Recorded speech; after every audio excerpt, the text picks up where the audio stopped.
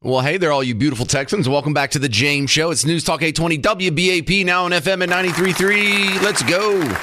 Well, so this is, New Year's Eve? I think that's what we got going on here. Anyway, we got 2 shows left of the James Show before we're done with 2024, and I'm going to be here for both of them, and I'm going to be here on January 1st, and I'll be here every day after that. So if you're just a normal sap like me that doesn't get all these fancy days off and we have to work through it, I'll be here with you. Stick around for the James Show because there's still plenty of news going on. Number one, what's with all these high-profile thefts? You know, I understand being in the public eye can make you a target, but there's a lot that has happened lately with these, and a lot of these names that you know, one happened to Luka, one happened to Joe Burrow, one happened to Dak Prescott's girlfriend. Well, I guess now fiance. Let's ask someone with a security background. Brian Boyd back on the James Show. Brian, why now? What's with all this happening recently? Well, I don't know if it has to do with being a recent event. When these type of things occur, these types of thefts or burglaries occur, there's only 2 explanations. One, most burglaries are casual or opportunist and that sort of thing. But when you have high-profile people like this, if you were to investigate it, you have to look at several options. You have to look for some sort of problem internally with the people they know. Like any other crime, it's usually somebody they know or in their circle of contacts. And so somebody is gaining intelligence on these people. They're learning the profile of the behavior of the police because anytime a thing like this occurs, that means they know they have time to conduct this without police response. So they're looking around and they're doing intelligence on these people. It's a gang. They're probably planning it in advance. They know whether or not they can get in and get out without getting caught. They know the local neighborhood. They know the response time of the police. So I would start looking internally to find out where the leak is that these are causing these people to be targeted. There's a couple of things from the pattern just jumping all out at once. Maybe we just didn't notice it in the past, but if this is the case, that betrays 2 things. Number one, there's a level of organization there. These aren't independent guys who just so happen to coincidentally target high-profile people all at the same time in different jurisdictions, in different states and whatnot.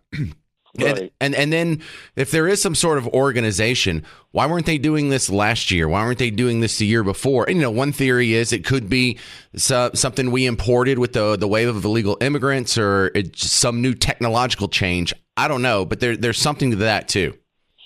Well, the illegal immigrant angle is a good angle to consider. The crime has gone up, at least higher in the media, with a lot of these illegal immigrants coming in. Some of these gangs, these various gangs from Venezuela, this recent guy from Guatemala, these people are very sophisticated criminals, and so they're bringing a new bent to the criminal behavior.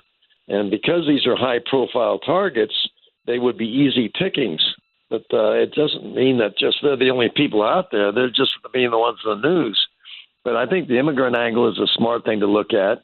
You have to look, as you said, it is an organized group of people. They're not random burglars. They're not the typical criminal burglar who gets caught after doing multiple events and spends time in jail. These people may not even have a criminal record, so it might be tough.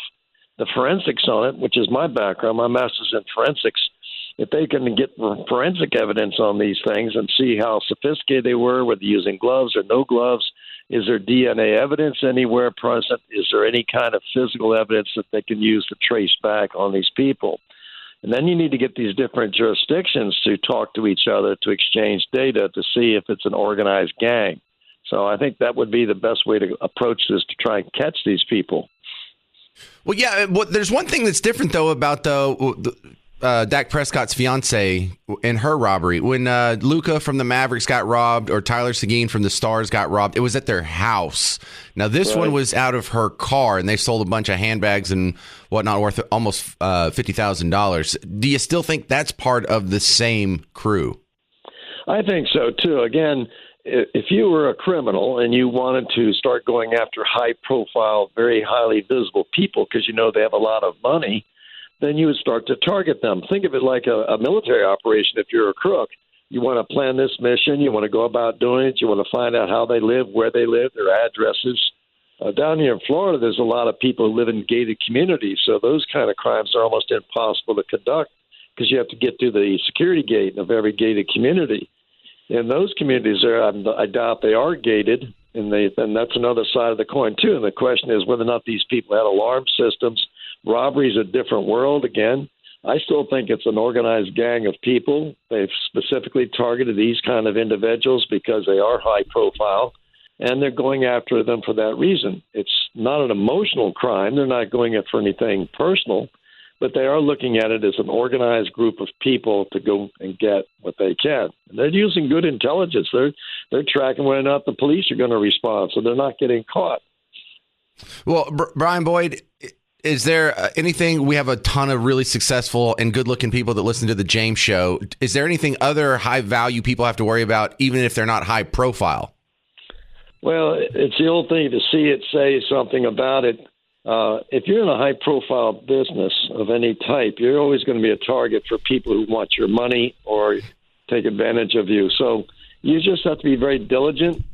Typically, a lot of the robberies that happen with cars are either car break-ins, but many times people leave their cars unlocked. And so that's one of those things that down here the sheriff's department always says, lock it up or lose it.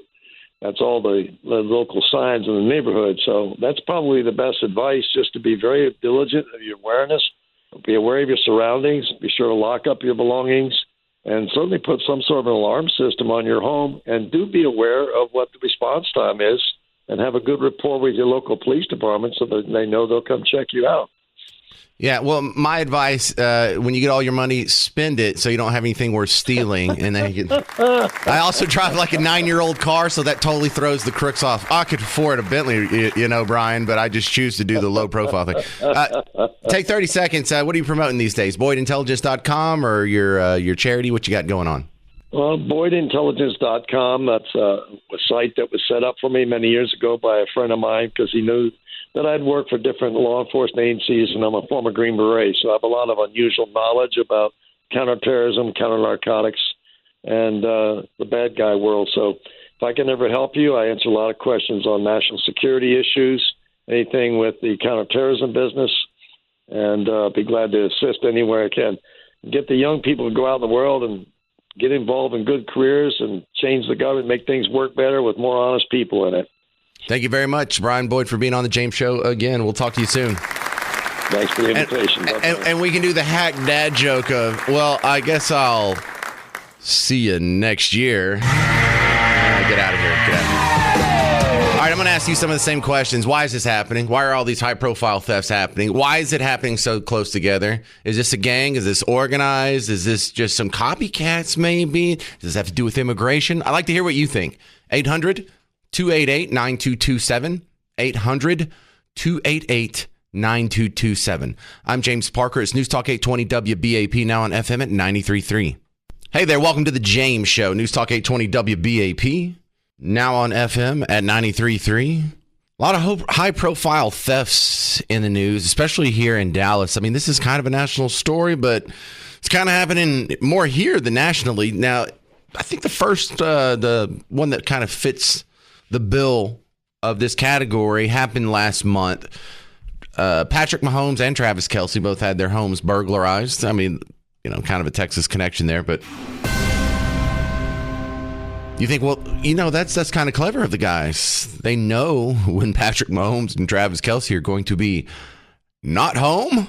They know when they're going to be a little bit occupied and unable to be home, no matter what the circumstance, no matter if they had a sick day or took a day off or whatever. So, yeah, sit and duck is what your target is. And that begs the question, well, why didn't this happen last year and the year before and the year before? They've always, had football players that were occupied on Sunday or sometimes Monday night. Why is this a new thing? And then you get super suspicious when it happens again this month. Except now it's happening to different players and it's happening to different sports. Cincinnati quarterback Joe Burrow, his home was broken into while he was here in Arlington playing against the Cowboys on a Monday night football game just a couple weeks ago. Uh-oh. Well, that kind of fits the bill. What's going on here? Well, then we had our own Luka Doncic, the basketball hero of Dallas, Someone broke into his house. Someone broke into Seguin's house for the Stars. This is a lot. Seguin's house was broken into during a home game this season. So you don't even have to be out of town. You don't even have to fly off to another state. They just have to know that your house is going to be empty. Now, Doncic's home, we have a report here from the Dallas Morning News. $30,000 was stolen, worth of jewelry and some other things. But sounds like a lot of money, right? I don't have $30,000 worth of jewelry. You might have $30,000 worth of jewelry. I don't. And I know there's a lot of people that, if you read the comments, just a drop in the bucket, the guy makes millions, whatever, and you probably wouldn't even notice. Well, that's a horrible thing to say. Because it's not just about the value loss. It's about the intimacy loss. It's about the security loss. It's about someone's in your personal space. Now you have some safety issues. You have enough to worry about with the Timberwolves or the Rockets or whoever else they're playing.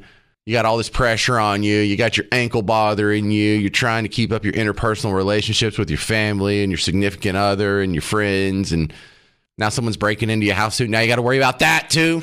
You can't feel safe in your own home. So there's a lot more loss than just a value there. So please do not close your heart to these people just because they have a lot of money. And I understand. Look, there was even the comment here. What was this? This was CJ on Facebook. In reference to Dak Prescott's fiance, Sarah, having a bunch of stuff stolen. It sounds like a lot. Somewhere between 40 and 50,000 is what I'm seeing the reporting on how much the items were worth that were stolen. And it was a few handbags or a couple of handbags. CJ says, why would you have all that in your car out showing? Only thing in my car, window scraper, Bible, blanket, flashlight. End of year, no money. And players always on the road. You always leave a flashlight showing? Just in case there's a homeless person out there who can't find their contact or something? I don't know what that's about. That's a weird brag. That's a flex, but I've seen a lot of similar comments. You know what? I from what I hear, she just stopped at the Pilates studio, went in, did her Pilates, came out, gone. You should be able to go to Pilates. You should be able to go into a store, a KFC or a vape shop or the gas station or a Buc-ee's or something, and leave a handbag in the passenger's seat without having to worry about it being bashed and stolen. That wasn't happening last year. There's nothing wrong with what Sarah did, Dak Prescott's fiance did. There's nothing wrong with Luka Doncic or Tyler Seguin or any of these other people, Joe Burrow, all these poor people who are having their privacy violated, all these poor people who are, it's not necessarily just about the amount, the value of the stuff that was taken. It's also about, hey, we need to snap out of it. If this wasn't happening last year, this is something new. What has changed? What has changed in our society?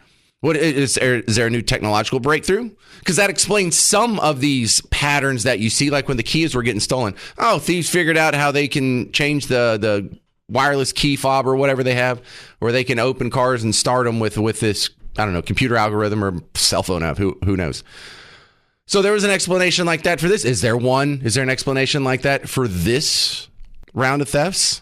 800-288-9227. Look, your guess is as good as mine. I have no background in law enforcement. I'm a computer guy by training, and I went to radio almost immediately after college. So these are my guesses. Yes, it is a ring. I don't know if it's one ring that's done all of them, or maybe someone saw the guys do that in Kansas City and thought, that's a good idea. But now that it's happened to several players around here, in 3 different sports. Really? Y'all are all going after athletes? So that tells you it's probably men. I know. I did toxic masculinity. I defend you when I can, guys, but not on this one. It looks like this is one of our faults. And they're probably under the age of 40, probably under the age of 30, because they love sport and they look up to sports stars and whatnot. Oh, let's go for rich people. What do you mean? Well, I mean like the power forward of come on. Because once you get past 40, when you're like, well, let's go after rich people, what do you mean? Oh, like, well, I don't know, the CEO of a company, the high-powered lawyer that's on the billboard. They have more money than Tyler Seguin. Some of them do. So what's your thoughts? 800-288-9227, 800-288-9227. Because my other little prediction here is this isn't going to stop. We haven't seen the last one. I don't know who's next. Maybe we need to bubble wrap the Cowboys kicker. What have they not hit yet? A soccer player? Oh, well, they don't. What are you going to steal? Like a 2016 Corolla? Coming up next, Tony Ortiz from Current Revolt, Texas's #1 political tabloid, to deal with some gossip behind the headlines. Next on The James Show. I'm James Parker. It's News Talk 820 WBAP, now on FM at 93.3. Hey there, welcome to The James Show. News Talk 820 WBAP, now on FM at 93.3. All right, I want some honesty out of you. Don't give me the good answer. Because people lie. Like when people take surveys, like how many of you like negative political ads? Like 99 people will say, no, I don't like negative political ads, but they work. How many of y'all say, oh yeah, I'm going to diet and exercise this year, and then you don't follow through? But when this is one of those questions I think people lie to themselves about. Are you lying to yourself about how much time you spend looking at screens every day? You know, we've had to come up with this term screens because, you know, there's the phone that now has a screen on it. Phones didn't have a screen on it all your life until Steve Jobs. Now we spend hours a day looking at this. But then between that and looking at your computer for work and then looking at Netflix when you get off work and looking at your phone in between, I'm going to be honest with you. I think I spend about 8 hours a day on my screen. Lee Richardson from the Brain Performance Center. Is that too much? Absolutely, that's too much. And you know what's happening as a result of that? I'm making money. Well, now that's a different point. But you know, now that they've come up with this, it's the new word in 2024, brain rot. Yes, I like that one because I like brain rot. Let me explain it to the people out there because you're the expert, and you're going to ruin it for me with your good definition. Brain rot is not when you spend time on your screens. When you spend time on your screen doing stupid stuff. You're like training yourself to be stupid. That's my definition of brain rot. Well, I mean, I think that there's some truth in that because brain rot comes from an overabundance of screen time. And any time you're doing too much of something, it's not good. It truly is not. And, you know, when I first read about it, I thought, they must be talking about ADHD because they were talking about mental fogginess and, you know, very, very reduced attention span and being lethargic, but they're linking it specifically to the screen time, how much time you spend on a screen. So how much screen time is too much? Well, I think that depends upon your age, and you know, like you use a lot of screen time for your job. I do too, and certainly that has to be done. But do I need to get on social media, and do I need to look at what everybody did for Christmas and what they wore and what their dinner was? No, I don't. And I think that what we're seeing is when we're getting too much of screen time in, it makes it hard for the brain to organize information, and it makes it hard to recall information. So, you know, it's not that hard to limit your screen time. And how many apps do you have on your phone that they're just there as a distraction? Yeah, like half of them, almost half of them. But Lee, if you do convince people to spend less time on their screens and they still do something else that's not beneficial, then that's not really an improvement. No, it's not. I mean, you've got to give a little to get a little, and people will say, you know what? I've turned off all the unnecessary notifications on my phone. Okay. Does that mean you still don't go and look at those websites? No, it doesn't. You still go. So you've got to really change your habits. And you're right. There's a screen in front of us no matter what we're doing. If we're working, if we're cooking, I mean, I'll put a recipe up, I'll pull it up on my phone. So it's become a new way that we get information. And I think what we have to do is really pay attention. Are you getting that mental fogginess? Are you can't pay attention for more than, you know, we used to have the 30-second elevator speech. They say now it's an 8-second elevator speech. Yeah, and we used to measure the attention span of a goldfish, but we can't do that anymore because our attention span isn't long enough to monitor the goldfish. And now, here's the question, Lee, honesty. How much time a day do you spend looking at screens? Actually, I do look at my computer screen a good bit, but remember, I do a lot of counseling and coaching and training, and that's face-to-face. And for some reason, I've never gotten bit by the social media bug.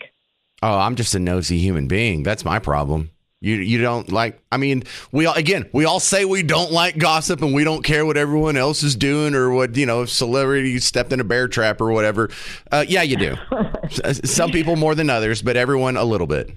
Oh, everyone a little bit, for sure. But I don't go to social media to get mine. I mean, I still pick up a People magazine, but I tell myself I'm reading. That's a different transaction going on in my brain. They make People magazine, like the printed version? Yeah. You get it at the grocery store? I know, that's so wild. I know. All right, so what do you recommend? I'm a parent, and I'm concerned about my kids spending too much screen time. What do you recommend as a parent for my kiddos? Well, first thing is that I recommend you model good behavior and that you show them that you can put your phone down and you can walk away from screen time. What's plan B? Okay, plan B is just to reward good behavior. Every phone will tell you how much screen time you have. Hey, if you cut that down 25%, let's start there. Then we'll go to a movie. You pick the movie or whatever it is. What would be a reward for your child? Reward good behavior, because punishing bad behavior, catching them with their on screen time, doesn't do any good. Well, I like to try and differentiate the screen time into what is brain rot screen time and what is actually productive screen time. If you're, paying attention to a documentary and like actually listening to it and trying to remember it, or if you're using YouTube to teach you how to fix the water heater or to how to play a new song on the piano, you are activating your brain in ways that aren't so if you're doing something more passive, like watching dumb stuff on YouTube. I think you make a really good point. If you are using screen time as a learning tool, there's value in that. Or if you're making a very popular radio show in Dallas, that's a good use of screen time, I hear. Absolutely. Yeah, just go along with it. Lee Richardson, how do they find your work outside of WBAP? You can find us on Facebook, The Brain Performance Center, Instagram, and I'm on LinkedIn. All right, parents, question for you. How much time do you let your kids spend on screens every day? My oldest kid's now 14. This is something me and wifey've had to deal with for a few years, and we have our little rules. I'll share what we try and do to sort of limit it, but we do a real terrible job of it coming up next. But honestly, how much time do you spend on your screens per day? I really think I'm at 8 hours a day. Are you more than me? 800-288-9227. And give me the tips, some rules for the kiddos that I can try out. 800-288-9227. 800-288-9227. I'm James Parker. It's News Talk 820 WBAP, now on FM at 93.3. Hey there. Welcome to the James Show. News Talk 820 WBAP, now on FM at 93.3. We're talking about screen time and brain rot. And I think people lie, and they're always griping about other people with screen time. You're never griping about yourself, but be honest, man. It's like the people who complain about drivers. Or this town's full of bad drivers. Well, you're in this town. 98% of Americans, when they're surveyed, will say they're an above average driver. Some of you are wrong. They'll gripe about how kids these days spend so much time on their screen, or they see some idiot in the car next to them looking at their phone, or these other people, they just are addicted to social media and they think it's the real world and they're ruining their lives and brain rot and all this stuff. All right. I'm not saying I have all the answers. I'm just saying I have a little bit different perspective, kind of a bit of a pushback. And I think the way we talk about screen time, like it's something dangerous, is really for a couple of reasons. And really, I would like your theories on this too. 800-288-9227. 800-288-9227. In fact, I'm not even going to say this is a theory. This is even weaker than that. This is my hypothesis. We're just working through this. We didn't have smartphones until 2007. So this idea that you're running around with the screen in your pocket, we hadn't even had 2 decades as humans to adapt to this yet. But let's talk about this because it's new, so we're not comfortable with it. And the other reason people are concerned about screen time is valuable, at least perceived as valuable. And I mean, it could be. And if time is valuable, then this is just a waste of time. This is a waste of value. There's something better you could be doing with that time. Now, for everyone who somehow figures out how to watch their screens like a half hour or maybe a whole hour less a day, well, what are you going to do with that time? Are you going to go do push-ups? Are you going to go jogging for 3 miles? You're going to jog the Katy Trail? Is that what you're going to do? Are you going to learn a new language on Duolingo or Babbel or something? Is that what you're going to do? Are you going to pick up the banjo, take banjo lessons? Or are you just going to waste it doing something else dumb? I think that's something that really needs to be focused on because a lot of us are doing productive stuff on our screens. Look at all the memes. Look at all the geniuses that are making funny memes, whether it's videos or graphics. They get a graphic, they add to it, they throw it online, they push it out there. That's screen time, but that's synthesis. That's a real high taxonomy of thought. It's not just like passively watching Blippy or Bluey or whatever the shows are now. But think about it like this. Let's put it in a historical context because I like to do that. For all of human history up to about 100 years ago, instead of spending 8 hours a day looking at screens, your ancestors would spend 8 hours a day doing something else probably equally mindless, staring at the business end of a mule pulling the plow, in the springtime. You would spend 14 hours a day harvesting crops in the fall. Sure, you're getting a little exercise, getting a little sunlight there, but, 14 hours a day picking corn or picking cotton or picking whatever, harvesting wheat with a scythe or something. You did a lot of mindless, repetitive, brain rot type stuff. Was it not bad then? Is it only bad if we're watching dumb stuff on YouTube on our phone? There was also dozens of hours every week that were spent on just existing that we don't have to do now. Think about how much longer it took you to take care of the household with no dishwasher, no laundry machine, no dryer, no vacuum, no Swiffer wet jet. Love those things. Hours and hours and hours. And that was an amazing thing that happened in the last century when we got all these machines.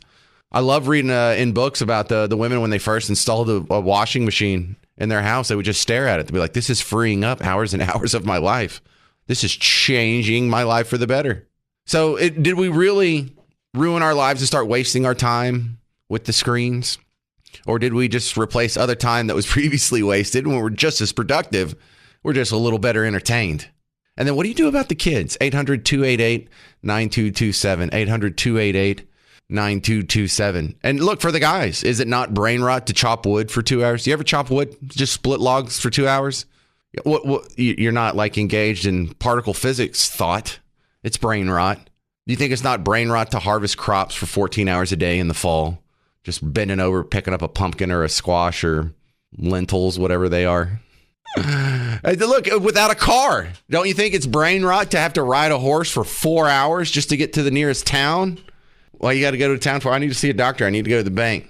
There's a lot of wasted time. And before we had smartphones, we were wasting that time. A lot of it was just wasted on TV. We watch less TV now. You know how I know? I see the ratings. 800-288-9227. This is Jana in Greenville. You're on WBAP. How much time do you spend on a screen a day, Jana? I spend probably from 6 o'clock in the morning to 10 o'clock at night. Love the honesty. What's your excuse?